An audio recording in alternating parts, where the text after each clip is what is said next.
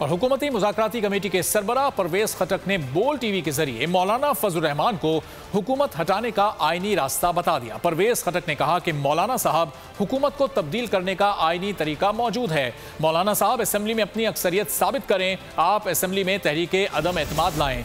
आइन में जबरदस्ती हुकूमत तब्दील करने का कोई तरीका नहीं। अफसोस के आप कह रहे हैं कि लोगों के जरिए हुकूमत तब्दील करेंगे, इसका मतलब है कि आपके लोग भी आपके कंट्रोल में नहीं है।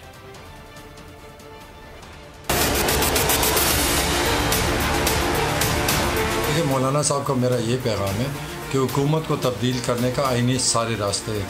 वो असेंबली में नो कॉन्फिडेंस ला सकते हैं, ये अपने अक्सरियत शो कर सकते हैं, लेकिन आइन में कहीं भी ऐसा कोई तरीका नहीं है कि आप ज़बरदस्ती।